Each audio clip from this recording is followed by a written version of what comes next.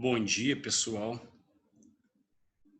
Vamos aguardar um pouquinho os colegas chegarem.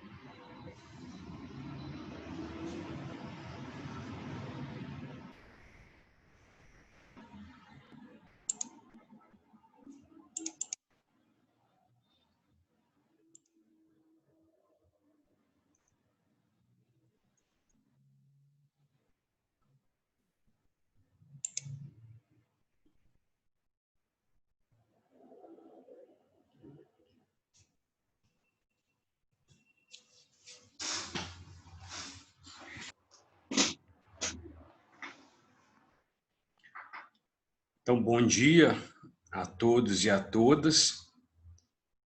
Hoje daremos continuidade à revisão, agora terminando o Barroco.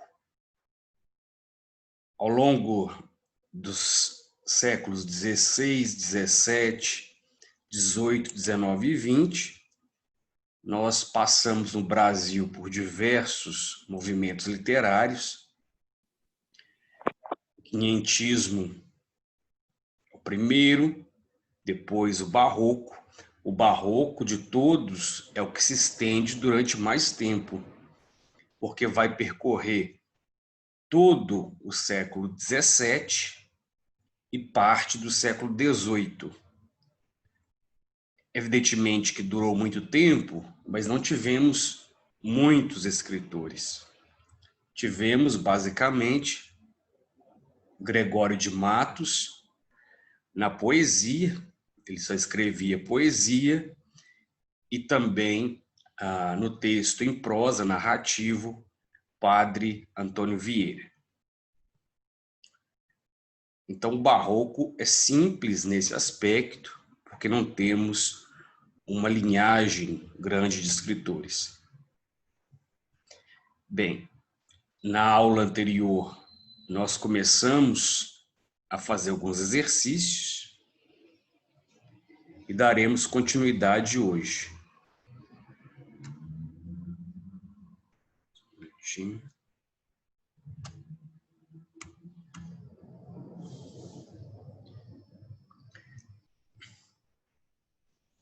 Este é o exercício no qual nós havíamos parado. Temos, então, um poema do Gregório de Matos, ardor em febre, ardor em firme coração nascido, pranto por belos olhos derramado, incêndio em mares de água disfarçado, rio de neve em fogo convertido.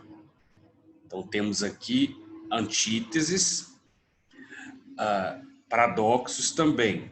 Tu que em um peito abrasas escondido, tu que em um rosto corres desatado. Quando fogo em cristais aprisionado, quando crista em chamas derretido. Se és fogo, como passas brandamente? Se és fogo, como queimas com porfia?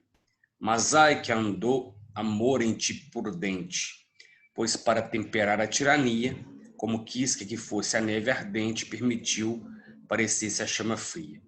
Então nós temos aqui algo que nós chamamos no Barroco de cultismo. Temos uma série de paradoxos, ideias contrárias e contraditórias, que vão não tanto trazer um sentido racional, mas uma série de imagens metafóricas, o mar ardendo em fogo, o gelo que queima. Então, são imagens que nos chamam a atenção. Então, aqui temos algumas questões sobre as características da nossa estética neste poema. Quais são as características do poema de Gregório de Matos ligadas ao barroco? Então, vou dar um tempinho para vocês pensarem. Enquanto isso, os colegas vão chegando.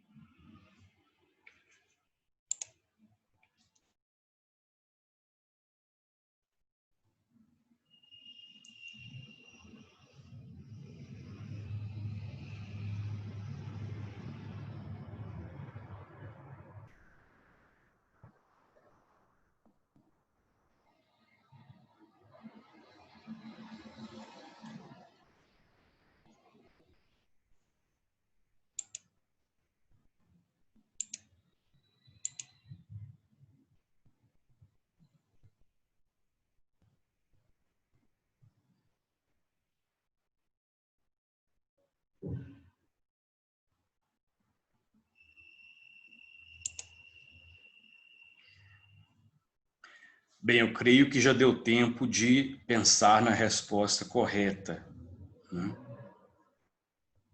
Qual seria a resposta correta?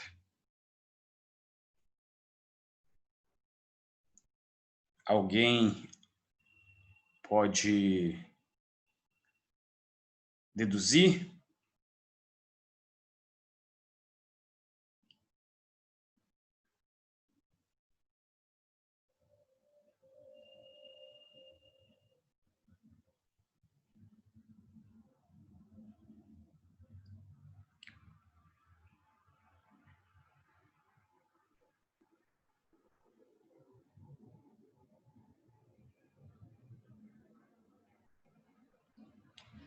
Bem, quando a gente responde a questões que dizem respeito aos movimentos literários, como eu já disse, nem sempre é necessário entender o poema e nem entender completamente as opções que aparecem.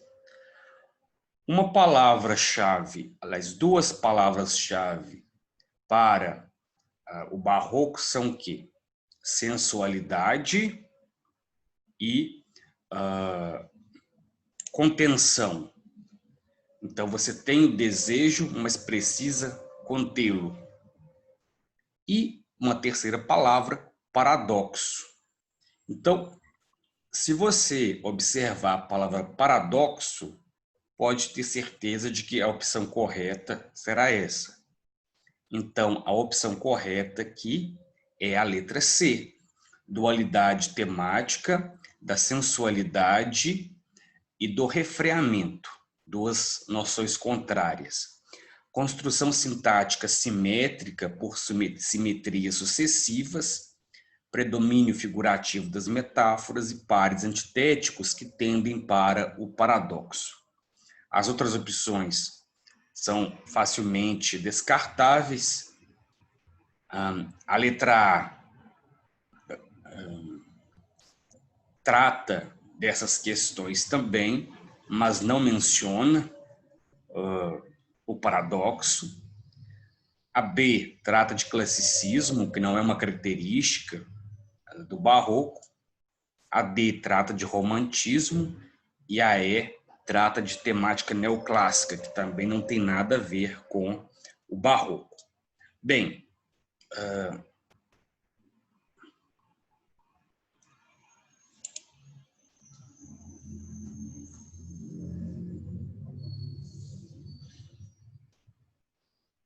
agora, essa questão 4 é uma questão do Enem, na qual temos um sermão do padre Antônio Vieira.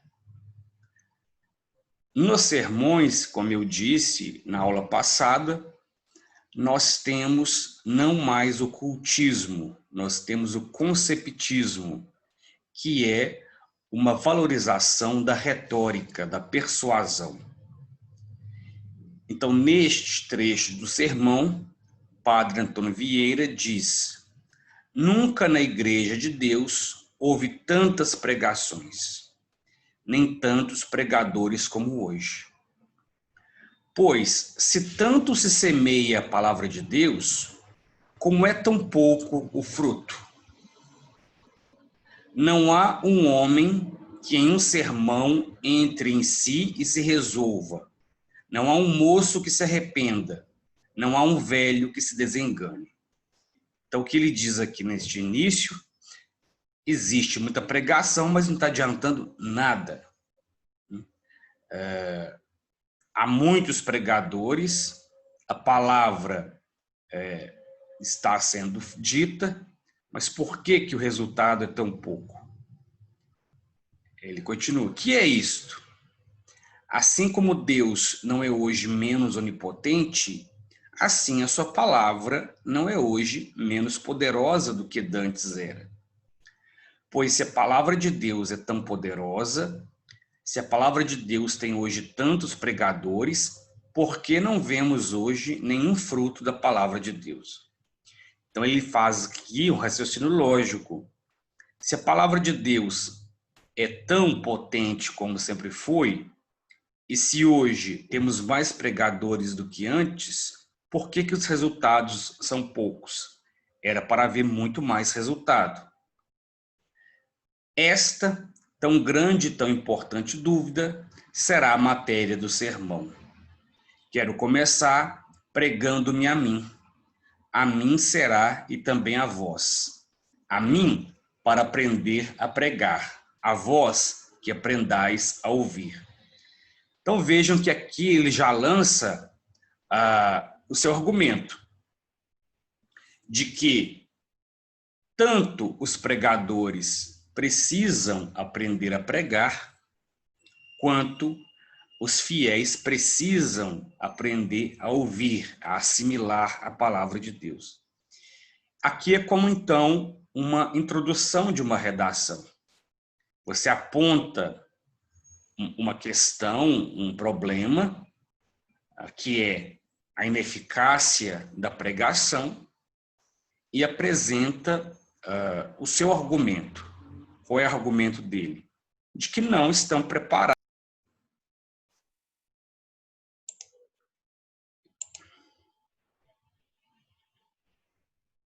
Caiu aqui. Ô, lasqueira. Então, que os pregadores não estão preparados para pregar e nem os fiéis estão preparados para ouvir. Então, diante desse argumento, que é muito importante para quem quer aprender a fazer uma boa redação, porque ele é o mestre da argumentação, temos as questões.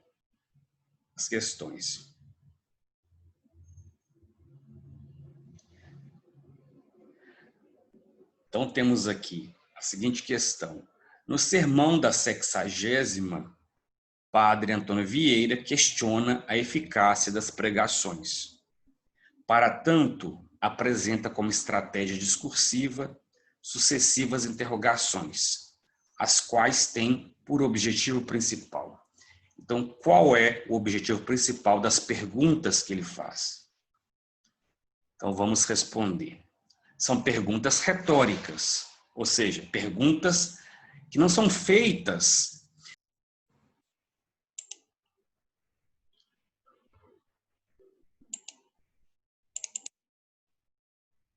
hoje já começou cedo a cair a conexão. A pergunta retórica não é uma pergunta na qual você tem dúvida e quer saber a resposta.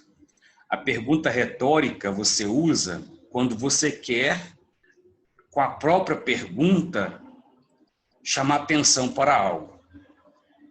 Então, numa redação, por exemplo, quando você faz uma pergunta, não é necessariamente que você espera que alguém responda. Essa pergunta é uma forma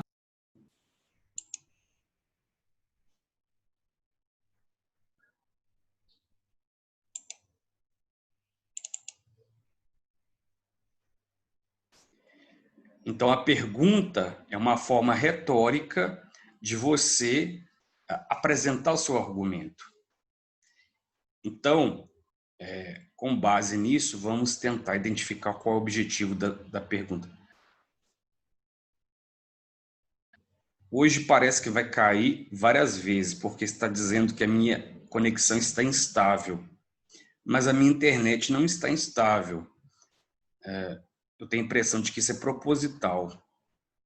Mas vamos fazer essa questão.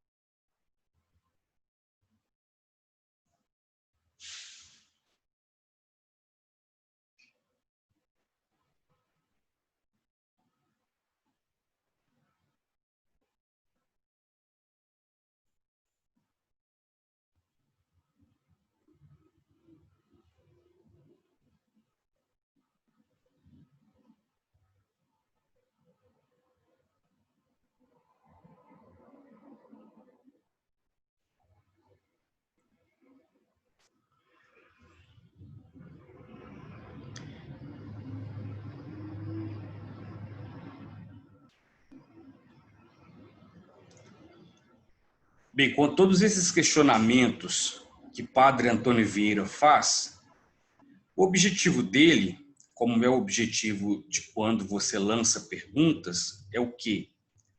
Preparar o ouvinte ou o leitor para os argumentos que serão apresentados. Os argumentos serão apresentados em cima das perguntas elaboradas. Então, o objetivo dessas perguntas é inserir argumentos à tese defendida sobre a eficácia das pregações. Então, aqui nós temos a chave de interpretação para esse que é o mais importante sermão do Padre Antônio Vieira, sermão da 60ª. Agora, nós entramos, a partir do momento em que já vimos sobre o Barroco, e estamos fazendo uma revisão, nós entramos no arcadismo. Então, do Barroco, é preciso ficar claro que se trata do resultado de um momento histórico ligado à Contra-Reforma, no qual o homem fica indeciso entre o teocentrismo e o antropocentrismo, entre a fé e a razão, entre a vida mundana e a espiritualidade. Então, é um homem bastante conflituoso, e a figura de linguagem que trata bem dessa situação de conflito é o paradoxo. Então, são situações paradoxais bastante exploradas. Exploradas por Gregório de Matos na poesia, que é cultista, isto é, cultua a forma, o jogo de palavras, e nos sermões por Antônio Vieira, no conceptismo, que é o culto do conceito, o trabalho dos conceitos. Bem, então, depois de um tempão em que o barroco esteve presente, o barroco teve duração longuíssima, como eu já disse, na arquitetura também e na literatura. Temos também a música barroca, que é muito comum em Minas Gerais, que é a música sacra, né? Que tem essas características também. Logo em seguida, nós entramos no arcadismo. Arcadismo, o próprio nome já é significativo, lembra Arcádia, que seria um lugar grego, digamos, da tranquilidade, da intelectualidade, um ambiente rural. Então, o arcadismo, ele seria o nosso renascimento um pouco atrasado. O arcadismo marca um retorno à cultura greco-latina no Brasil. Então, nós temos aqui essa imagem conhecida, que é do Nicolas Lameuré, na qual nós temos uma moça brincando de gangorra. Temos aqui o namorado que está empurrando essa gangorra. Temos, então, eles no ambiente rural, mas não é um ambiente rural de roça. É um ambiente rural, digamos, de um campo de piquenique, né? Então, é um ambiente tranquilo e gostoso de ficar.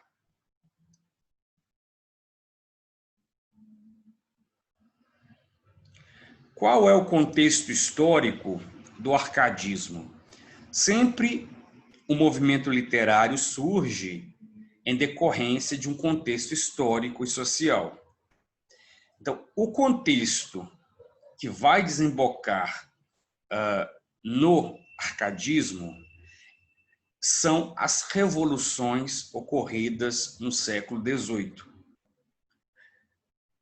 Nós temos a Revolução Industrial, que tem sua primeira fase iniciada por volta de 1760, na Inglaterra.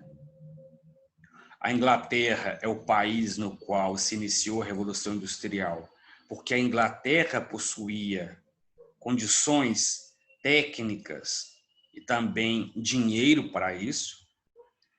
A Inglaterra, então, inicia essa Revolução Industrial, na qual nós temos a adoção de recursos para a produção de bens e de bens materiais e de bens simbólicos. Essa mudança na qual nós não temos mais o trabalho. O que a Revolução Industrial faz? Qual é a grande mudança que a Revolução Industrial provoca? Alguém sabe dizer? Porque para ser uma revolução, tem que haver uma mudança muito drástica. Vocês estudaram a Revolução Industrial? Professor, as máquinas, tecnologia. E isso, a Revolução Industrial marca algo fundamental, que a gente hoje voltou. É muito engraçado como a história é. O que a Revolução Industrial faz? Separar a casa e o local de trabalho.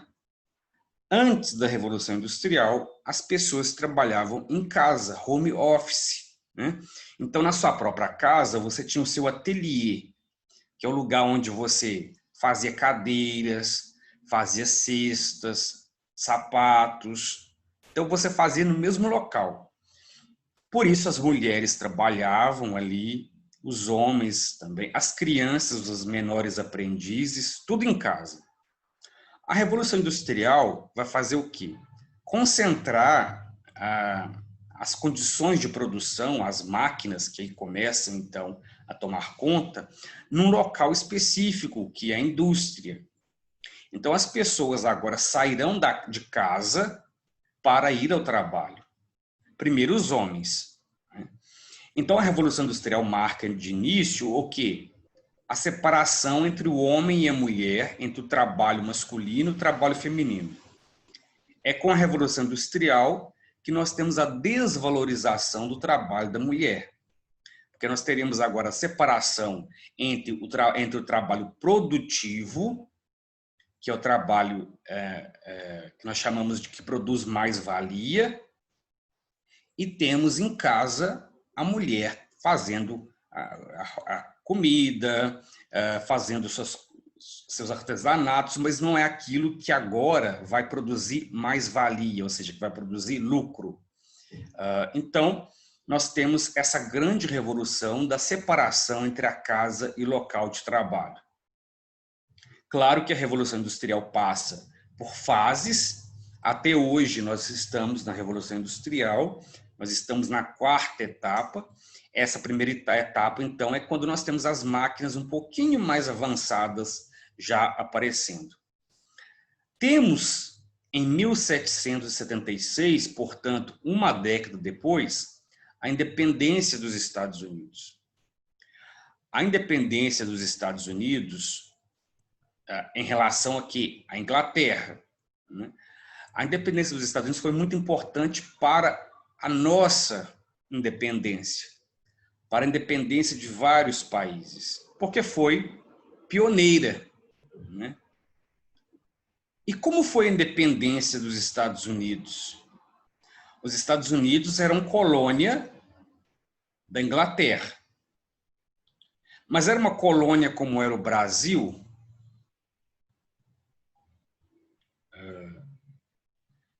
Era uma colônia como o Brasil foi, os Estados Unidos? Era uma colônia de exploração? Alguém sabe? Ó, tudo isso pode cair no Enem, hein? Ó, história.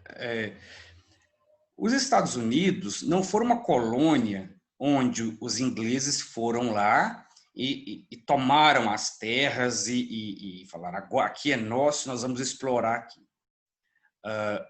Existem dois conceitos de colônia. Um é colônia de exploração, que é aquela colônia na qual você vai tomar tudo que tem ali, né? até acabar mais. Então, o ouro você vai cavando, escavando, tirando todo o ouro e levando. E há a colônia de povoamento, que é a colônia na qual você vai morar. Então, você vai zelar por aquele lugar. Foi isso que aconteceu com os ingleses. Não foram os ingleses, a Inglaterra toda, né? Foi um grupo de protestantes que estavam insatisfeitos e perseguidos, né, pela Igreja Católica e também por um contexto desfavorável, que querem construir uma nova Inglaterra. Mas para construir essa nova Inglaterra, não seria possível lá na Inglaterra. Então, eles vão procurar um lugar e acham os Estados Unidos, que vão chamar de Nova Inglaterra, New England, né? É um outro nome, né, que se tinha para os Estados Unidos antes, né? Então, essa New England, a Nova Inglaterra, é onde eles se assentaram. Então, eles tinham o quê? Carinho pelo lugar. Nós viemos aqui construir a nossa vida, a nossa família. Então, vieram famílias e mais famílias, né? Se assentaram ali e viam aquele lugar como finalmente o nosso lugar para vivermos em paz. Aí você já sabe por que os Estados Unidos são um país tão desenvolvido. Já começou muito bem. Vamos fazer disso aqui um lugar maravilhoso para morar.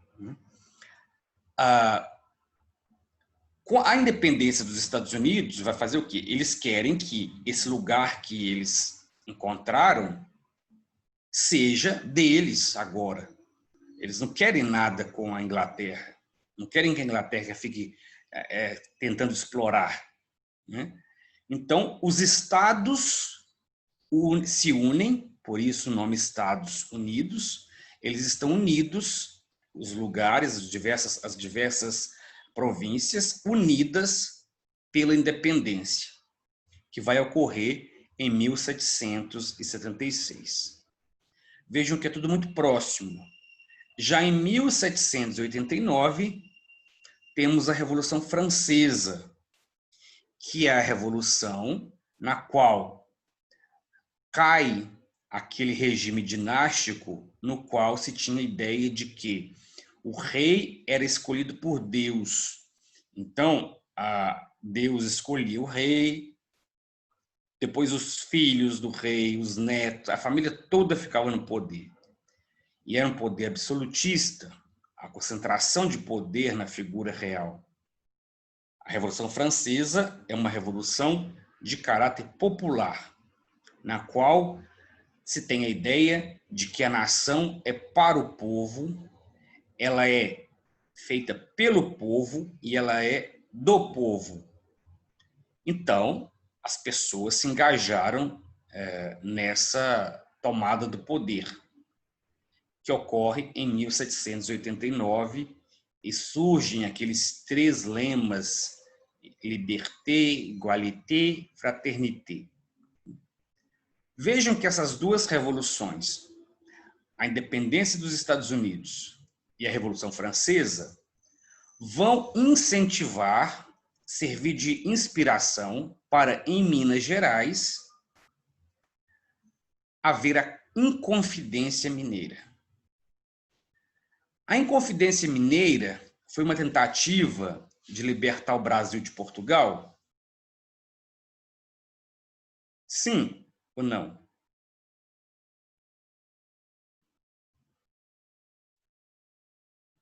Alguém sabe dizer?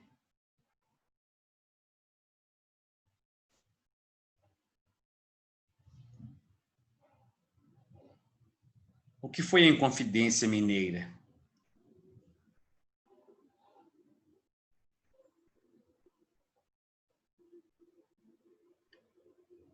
Pessoal, história é uma disciplina muito importante. Quando eu fiz vestibular, Enem, vestibular também, foi a disciplina de história que me colocou dentro da universidade, porque eu entendia muito de história, mas não entendia muito de outras matérias, então eu fechei a prova de história. Então, a minha nota ficou razoável graças à história e literatura, né? As duas, porque na minha época era separado por disciplinas, né?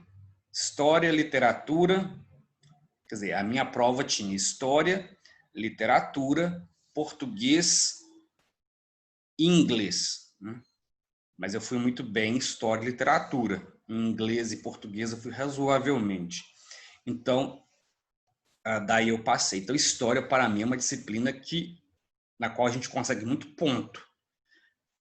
Bem, então a Inconfidência Mineira, o próprio nome diz, foi parecida com a Revolução dos Estados Unidos. Queriam fazer uma república mineira. Então não é o Brasil. Eles não estavam preocupados com o Brasil. Estavam preocupados com Minas Gerais. Queriam fazer uma independência de Minas Gerais e não do Brasil inteiro. Por isso o nome Inconfidência Mineira. E por que Inconfidência? Porque tudo isso era feito de forma tramada, às escondidas, né? Então, esses intelectuais, Tomás Antônio Gonzaga, Basílio da Gama, Cláudio Manuel da Costa, eram homens muito cultos, muito estudados, estudavam em Portugal, e que pensaram em uma libertação de Minas Gerais. Claro que não deu certo, nós sabemos. Houve a denúncia pelo... Sempre me esqueço o nome dele. Quem souber me fale o nome. Daquele que denunciou a Inconfidência Mineira. Daqui a pouco eu me lembro o nome. Então, esse homem denunciou em troca do perdão de uma dívida que tinha com Portugal. Então, ao denunciar a Inconfidência Mineira, acabou esse sonho da Inconfidência e eles tinham que punir, né, para dar exemplo. Escolheram Tiradentes, porque Tiradentes era um pobre coitado, né? Ele não tinha dinheiro como os outros tinham. Os outros tinham muito dinheiro. Ele não tinha estudo, né? Apesar de ser dentista, mas dentista naquela época não era uma profissão de respeito, né? Ele só arrancava dente, né? Dentista, médico, não tinha prestígio naquela época, né? Como se tem hoje. Então ele era um dentista de ofício aprendido, né? E arrancar dente naquela época era muito fácil, porque você tinha que dar bebida alcoólica à pessoa, né? Então você deixava a pessoa totalmente bêbada. Claro, não tinha anestesia, então a pessoa tinha que ficar muito bêbada. Uma vez que a pessoa estivesse muito bêbada, ela não ia sentir muito. Aí você tinha que arrancar o dente com alicate, né? Então era sem anestesia. Então era esse o trabalho do dentista. Não tinha obturação, limpeza, clareamento, nada disso. Era muito simples. Então escolheram Tiradentes como bode expiatório, né? O nome é Joaquim Silvério dos Reis, me lembrei agora. Então, Joaquim Silvério dos Reis é o traidor, que depois foi muito associado a Judas, já que mais tarde Tiradentes foi associado a Jesus Cristo, não naquele contexto, que ele era um pobre coitado. Muito mais tarde, ele vai ser lembrado do nada e vai ser associado a Jesus Cristo, lá na República. E aí vão escolher o Joaquim Silvério dos Reis como a representação de Judas Iscariotes, já que Judas traiu também Jesus por dinheiro, né? Então nós temos esses 4 grandes eventos históricos que vão marcar o contexto para o arcadismo, né? Então vejam que esses 4 momentos trazem uma única palavra em comum importante: liberdade. Então, a liberdade vai ser uma das marcas do arcadismo, que é o que nós vamos continuar na aula que segue agora, porque já vai cair aqui por conta do tempo, mas eu entro em seguida para nós darmos continuidade. Porque é bom que a gente faz essa revisão de literatura, mas que também é uma revisão de história, né? Não tem como estudar literatura sem estudar história. Por isso, literatura